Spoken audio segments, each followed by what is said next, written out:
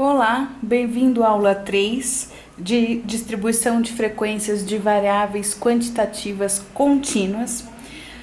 Hoje eu trouxe para vocês um caso de uma variável contínua, quantitativa contínua, para vocês entenderem a diferença da contínua para discreta. Na última aula, nós fizemos o estudo dos molhos extras solicitados nas saladas vendidas num restaurante. Então, nós só tínhamos 4 opções de quantidades solicitadas: 0, 1, 2 e 3. Aqui o nosso estudo já vai ser mais complicado, um pouco mais extenso. Vocês vão ver, não é difícil, é fácil. O raciocínio é o mesmo. Só que com a variável contínua nós vamos ser obrigados a fazer o quê? A calcular o intervalo de cada classe. Mas tudo ao seu tempo. Vamos começar. Isso aqui foi um estudo levantado em relação a idade das pessoas consumidoras de um certo produto, para que se fosse possível desenhar um programa de comunicação voltado exatamente para elas. Bom, então foi levantada a idade dos consumidores e foi colocado numa planilha, como vocês estão vendo, um do lado do outro a idade. Batendo o olho aqui e eu fazendo a seguinte pessoa para vocês: qual é a idade que é mais interessante nós fazermos a nossa comunicação para que a gente possa atingir o maior nível de mercado possível? Bom, olhando esses dados assim, nós não conseguimos de maneira alguma pensar em entender ou até mesmo identificar aí no meio a nossa idade ideal. Então, para fazer isso, nós vamos ser obrigados a fazer o quê? O mesmo estudo de tabela de distribuição de frequência, para que a gente possa entender, dentro da coluna da frequência percentual, qual que é aquele maior percentual para que nós possamos trabalhar. Então, olhando aqui, para a gente sair daqui e chegar na nossa tabela de distribuição de frequência, agora nós vamos ter que fazer uma outra coisa diferente. Nós vamos ter que fazer o quê? Nós vamos ter que calcular uma tabela Rho. O que é uma tabela Rho? Uma tabela Rho nada mais é do que uma preparação para a nossa tabela de distribuição de frequência tradicional. A tabela Rho nada mais tem do que os valores de cada, eu vou denominar de XI, tá? XI para mim nada mais é do que o quê? O valor de cada idade que nós temos identificadas lá naquela tabela. Só que eu vou identificar elas da menor idade até a maior. Eu já vou deixar isso em ordem crescente. Então, olhando aqui, se vocês olharem aqui, a menor idade que nós temos na nossa tabela é a idade de 21 anos e ela aconteceu só uma vez. Então, venho aqui na coluna do XI, coloco a minha idade de 21 e logo em seguida eu coloco a frequência dela, que é 1. 21 anos apareceu só uma vez. Em seguida, eu vou para a segunda menor idade. A segunda menor idade dentro aqui da nossa tabela é a idade de 23 anos. 23 anos acontece aqui. Ela também só ocorreu uma vez. Então, eu venho aqui, continuo na minha coluna do XI, coloco a minha segunda menor idade, que é 23, e marco a frequência dela, que é 1. A terceira menor idade agora é a idade de 24 anos. Bom, 24 anos nós vamos ver aonde? Nós vamos ver aqui uma vez, depois nós vamos ver 2 vezes e depois nós vamos ver 3 vezes. 24 aparece 3 vezes para nós. Então, ponho que 24 anos apareceu 3 vezes. E assim por diante. Se vocês forem ver, a idade de 26 anos também apareceu 3 vezes lá. A idade de 27 anos apareceu 15 vezes na nossa tabela. A idade de 28 anos apareceu 6 vezes.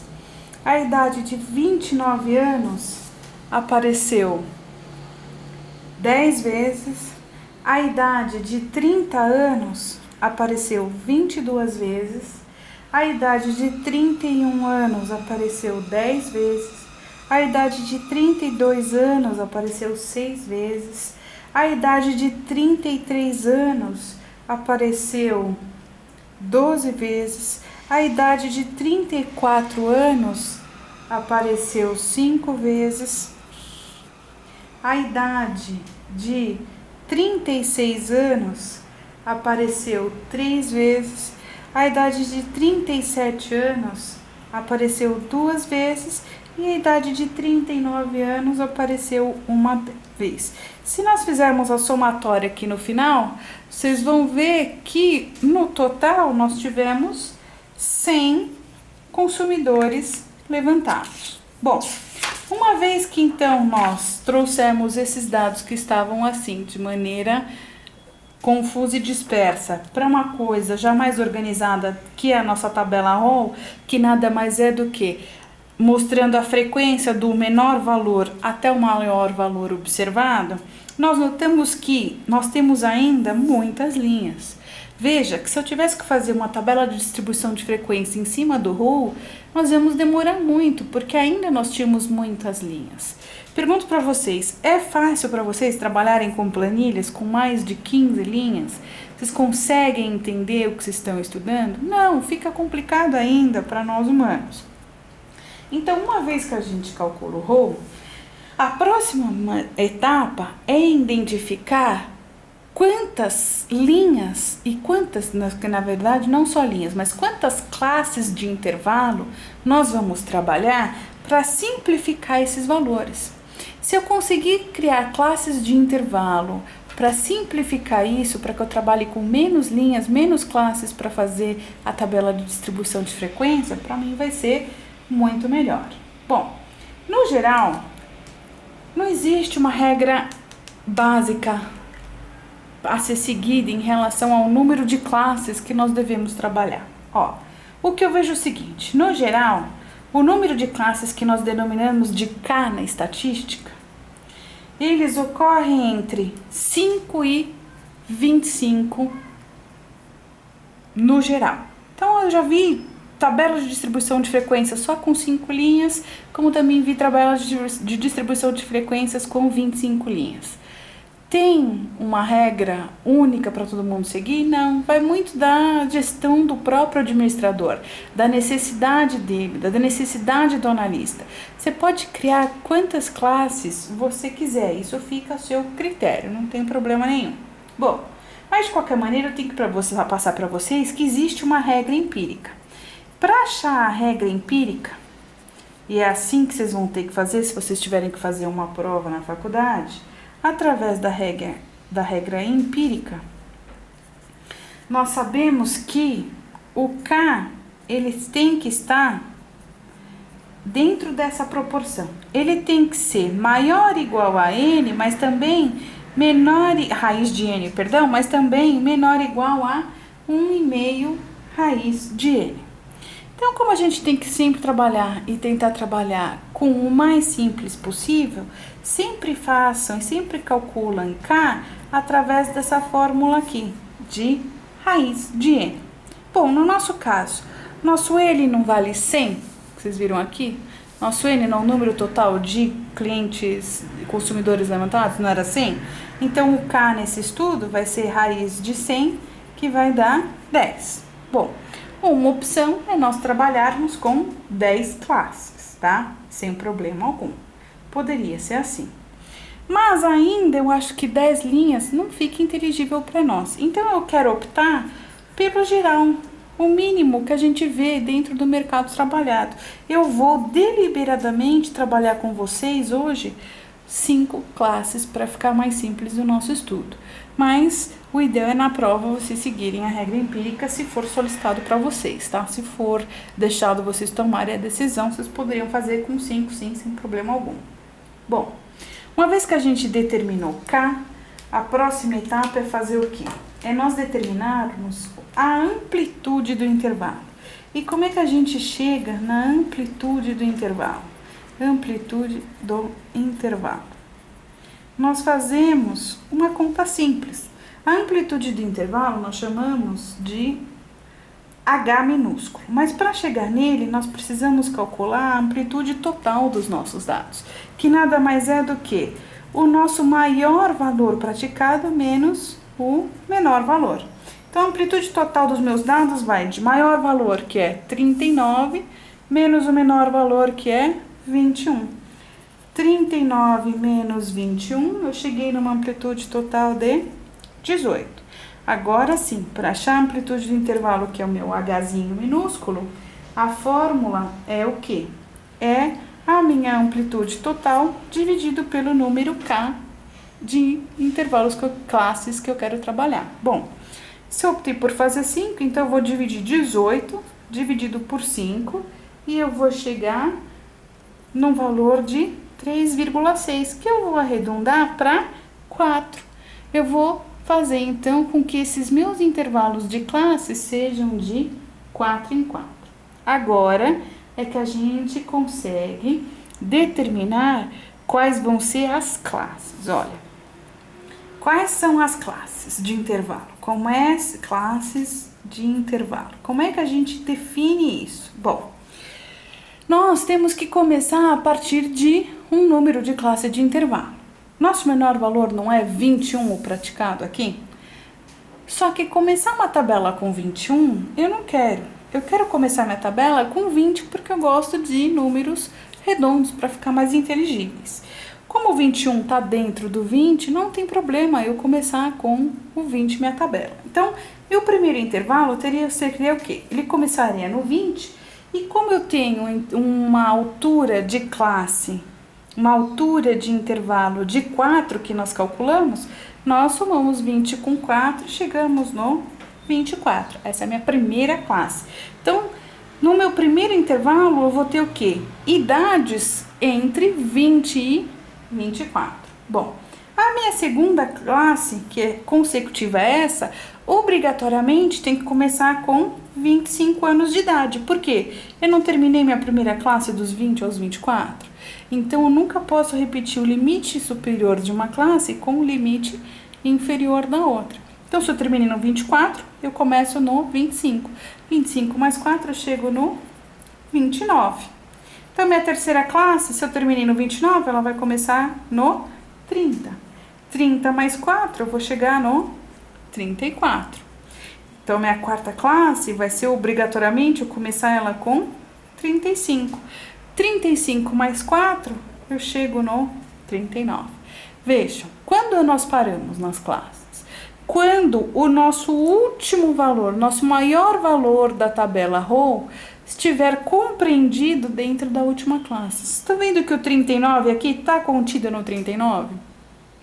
Então, essa vai ser a minha última classe. Aí vocês vão me perguntar, nossa, professora, você não falou que ia ser 5? Nós só não chegamos em 4? Nós chegamos em 4 porque nós arredondamos o valor de 3,6 para 4. Lembram que a nossa altura ideal devia ser de 3,6?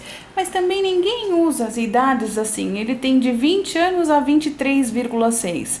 Então, foi necessário nós o quê?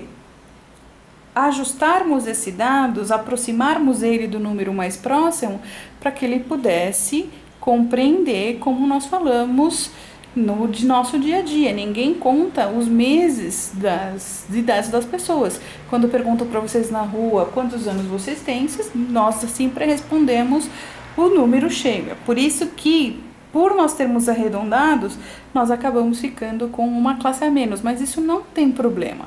O que eu quero que vocês se preocupem é fazer o seguinte, desenhar essas classes certas. Veja o seguinte, vocês não têm que se preocupar com o row na hora de desenhar essas classes. A primeira coisa que você tem que fazer para desenhar essas classes e, enfim, defini-las é olhar o seu menor valor no row, que o nosso não era o 21. Então, a nossa classe tem que conter, nossa primeira classe tem que conter o nosso primeiro valor do row, que era o 21. Como a minha classe é de 20 a 24, o nosso primeiro número está contido na primeira classe, não tem problema. A partir daí, vejam que eu nem me preocupei se existiam algum desses valores identificados aqui ou não. Eu simplesmente segui a partir do último número que eu terminei a classe primeira para poder começar a segunda com o imediatamente superior para que a gente não pudesse haver duplicidade aí de idades num mesmo intervalo de classe. Então, foi só simplesmente ir adicionando de 4 em 4 para que a gente pudesse fechar os intervalos para construir nossa tabela. Bom, uma vez que nós fechamos então os intervalos, nós vamos vir aqui e colocar eles. Vamos colocar então as idades dos nossos consumidores conforme nós determinamos aqui, tá? Então, colocando aqui, nosso primeiro intervalo de classe de idade, ele vai de 20 a 24 anos de idade. Depois, o nosso segundo intervalo de idade vai de 25 a 29, depois de 30 a 34, de 35 a 39. E aqui a gente vai deixar de novo uma linha para colocar os totais. Bom, identificado aí os intervalos que a gente vai trabalhar, o que a gente vai fazer agora? Identificar a frequência de cada um desses intervalos. Então, para identificar a frequência, vamos colocar aqui do lado do row para vocês verem, olha. A primeira frequência não são das idades do intervalo de 20 a 24? Então, eu vou vir aqui no meu row e identificar da onde eu tenho idades de 20 a 24. Então, minha idade de 20 a 24 começaria aqui e terminaria aqui. Por quê? Porque o 21 está dentro de 20 e 24, o 23 está dentro do 20 e 24 e o 24 está dentro do 20 e 24. Só nessas 3 linhas do row é que eu tenho idades que correspondem ao nosso intervalo. Mas aí a pergunta que fica, qual é a nossa frequência desse intervalo? Para achar a frequência desse intervalo, eu vou fazer o quê? A soma dessas frequências para colocar aqui. Então, do 20 ao 21 ao 24, não tinha 1, 2 e 2 mais 3 não são 5? A frequência, então, do intervalo de classe de idade de 20 a 24 será de 5, porque é o que eu tinha indicado aqui no row. Próxima linha, não são idades de 25 a 29? Veja que eu não tenho 25 aqui no meu row, mas não tem problema. O 26 está compreendido aqui, então ele vai começar aqui do 26 e vai terminar no 29. E aqui estão as frequências que eu tenho que somar para indicar lá na tabela de distribuição de frequência. Se nós formarmos 3 com 15, com 6, com 10, vocês vão ver que a gente vai chegar numa frequência de 34. Agora, continuando, de 30 a 34, então eu tenho do 30 até o 34 aqui. Somando essas frequências do 30 ao 34, nós vamos ter 22, mais 10, mais 6, mais 12, mais 5, chegando numa frequência de 55. E por último, nós vamos ter o que aqui? Do 35 ao 39, esses valores aqui, cuja frequência é 3 mais 2 mais 1, nos dá uma frequência de 6 unidades. É assim que eu transponho os valores do row para classes de intervalos mais enxutas. Se eu fizesse uma tabela assim, direto, ia ficar muito comprido, nós íamos ter que fazer muitos cálculos, porque eu ia ainda ter muitas linhas. Por isso que nós chamamos elas de variáveis contínuas, elas dão essa ideia de continuidade, de longitude grande. Então, há necessidade da gente sintetizar assim, transformando esses dados em intervalos mais curtos para que a gente possa trabalhar. Bom, uma vez que agora nós temos aqui os valores da nossa frequência e os intervalos de classes já calculados, nós fazemos o que então? Nós vamos agora fazer a tabela de distribuição de frequência que a gente já aprendeu em aulas anteriores. Agora é só continuação. Bom, então para calcular a tabela de distribuição de frequência, nós temos a frequência e eu tenho que fazer a somatória dela para chegar no meu número total de observações N.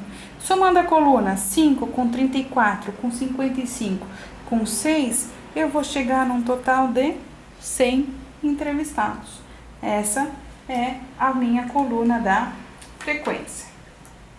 Para eu chegar na frequência relativa, Eu já vou chegar nela. Eu vou deixar esse espaço aqui para vocês que eu vou explicar qual que eu vou calcular, tá? A frequência relativa nada mais é do que a nossa frequência individual dividido pelo número total de observações. Então, minha primeira frequência não é 5? 5 dividido por 100, eu vou ter uma frequência relativa de 0,05. Depois, 34 dividido por 100, uma frequência de 0,34. 55 dividido por 100, uma frequência relativa de 0,55. E 6 dividido por 100, uma frequência relativa de 0,06. Somando tudo, nós vamos ter um total de 1. Bom, uma vez que a gente identificou isso, agora vamos calcular o quê? A frequência percentual, que nada mais é do que a frequência relativa vezes 100. 100 por porcentagem. Então, 0,05 vezes 100, eu vou ter 5%. 0,34 vezes 100, eu vou ter 34%. 0,55 vezes 100, eu vou ter 55%. 6 vezes 100, eu vou ter 0,06 vezes 100, eu vou ter 6%. Somando tudo, vocês vão ver que a gente vai chegar num ideal de 100%. Aí vocês vão falar, nossa, professora, a nossa frequência percentual foi igual à nossa frequência absoluta. Nesse caso foi. Por quê? Porque o nosso número total de observações foi de 100. Então, se a gente dividir por 100 e multiplicar por 100 depois, nós vamos ter o mesmo número, mas é só por isso. Isso foi uma coincidência. Notem que, na maioria das vezes, na nossa vida real, nós não vamos ter um número ajustadinho assim, de número total de observações. Nós sempre trabalhamos com números mais quebrados, então, dificilmente esses valores vão ser iguais. A sua preocupação é fazer o quê? Saber se você fez a proporção certa. Então, ver se a soma da coluna do FR deu 1. E depois saber se a soma da coluna do FP deu 100%. Assim você garante que você não errou os cálculos de frequência relativa e frequência percentual. Bom, agora o que a gente vai fazer? Calcular a frequência acumulada, que vocês já aprenderam, que nada mais é do que o acumulado da frequência normal. Então, nós começamos com 5 de frequência. 5 mais 34, temos 39 de frequência acumulada. 39 mais 55, temos 94. E 94 mais 6, temos 100. Veja que, olha, bateu. O que eu vou mostrar para vocês agora, vocês vão começar a usar só nas próximas aulas, mas é bom vocês já verem como é que é feito o cálculo. Nós vamos calcular aqui o ponto médio do intervalo. O que é o ponto médio do intervalo? O ponto médio do intervalo, nós chamamos de PM, nada mais é do que o valor do meio do intervalo. O que é esse valor do meio? É a média deles. Meu menor valor não é 20? Meu maior valor não é 24? Qual que é o valor do meio? Se eu somar esses dois valores, 20 com 24, eu vou ter 44. Dividido por 2, meu valor do meio vai ser 22. 22 é o número que está no meio entre o 20 e o 24. Bom, próximo, depois, entre o 25 e o 29, meu valor do meio é 27. Entre o 30 e o 34, o valor do meio é 32. Entre o 35 e o 39, o valor do meio é o 37. Aqui vocês não vão usar ele para tomar decisão, mas vocês vão usar ele para fazer outros cálculos mais para frente. Então, o ponto médio nada mais é do que o ponto do meio do intervalo, a média do intervalo, tá? O ponto que ocorre bem no meio. Bom, vamos tomar decisão. A pergunta era: qual a idade desses clientes para que eu possa fazer uma campanha de marketing alinhada com o meu público-alvo de maior percentual? Olhando dentro da coluna aqui, de frequência percentual, olhando esses percentuais, qual a idade dessas pessoas que eu mais atinjo o mercado? Se vocês forem ver, vocês estão vendo aqui 55%? 55% do meu público tem de 30 a 34 anos. Adiantava eu fazer uma campanha de marketing com ícones e com valores para jovens adultos de 20 anos? Não, né? Se a maioria do meu público é de 30 a 34 anos, eu tenho que fazer uma campanha que atinja ele adequadamente, atinja ele de uma maneira mais apelativa. Então, a tabela de distribuição de frequência nos ajuda a entender qual o maior peso, qual o maior percentual daquilo que nós estamos estudando, para que a gente possa alinhar as nossas decisões com o que existe de real dentro do que a gente está trabalhando. Veja que aqui nenhuma aula foi teórica. A gente está vendo, sim, vocês aprenderam a teoria de como construir isso, que não é difícil, mas a preocupação é como construir isso certo para que a gente possa tomar a decisão. Então, baseada nessas frequências percentuais, a maioria do meu público estava entre 25 e 34 anos, mas ainda assim, mais da metade dele são adultos de 30 e 34. Eu preciso fazer campanhas que atinjam esse público aqui para que eu possa ainda fomentar ainda mais minhas vendas para eles. Espero que vocês tenham entendido o que eu passei. Até a próxima aula.